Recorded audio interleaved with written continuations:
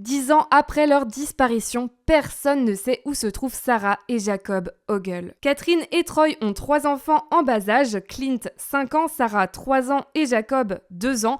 Pas facile de gérer des enfants aussi jeunes déjà pour n'importe quelle famille, mais Troy et Catherine rencontrent une difficulté supplémentaire puisque Catherine est schizophrène. Catherine a le feu vert de ses médecins pour s'occuper de ses enfants, mais à une condition, il faut qu'un autre adulte soit toujours présent pour surveiller.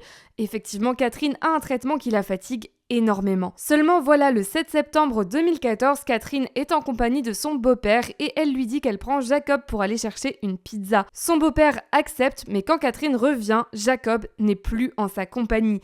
Elle explique qu'elle l'a déposé chez une voisine et la soirée se poursuit sans que personne ne s'inquiète. Le papa des enfants rentre tard du travail, il ne sait pas que Jacob a déjà disparu et à son réveil le lendemain matin, il constate avec effroi que Catherine n'est plus là et qu'elle a emporté les petits avec elle. Il ne reste que Clint qui lui est toujours dans son lit. Catherine a emporté son téléphone, donc comme Troy ne peut pas la contacter, il s'apprête à appeler la police, mais c'est à ce moment-là que Catherine revient.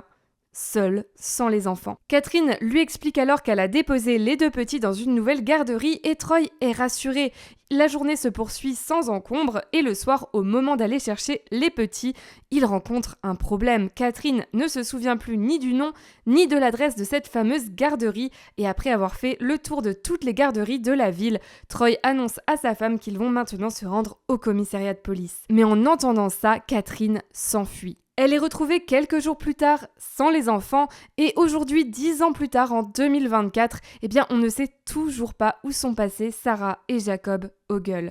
La police est persuadée que Catherine les a tués avant de jeter leur corps dans une poubelle, tandis que Catherine, elle, explique qu'elle comptait fuir avec les enfants car elle en voulait à son mari et qu'elle a donc déposé les petits en lieu sûr chez quelqu'un dans le but ensuite d'aller les chercher et de partir avec eux. Catherine ne peut être ni interrogée ni jugée à cause de sa santé mentale, alors elle est quand même enfermée dans un hôpital psychiatrique, mais à tout moment, si ses médecins jugent qu'elle ne représente plus un danger ni pour elle ni pour les autres, elle sera tout simplement relâchée. Son fils Clint, aujourd'hui âgé de 15 ans, vit dans la peur qu'un jour sa mère sorte de l'hôpital et vienne lui faire subir le même sort qu'à Sarah et à Jacob.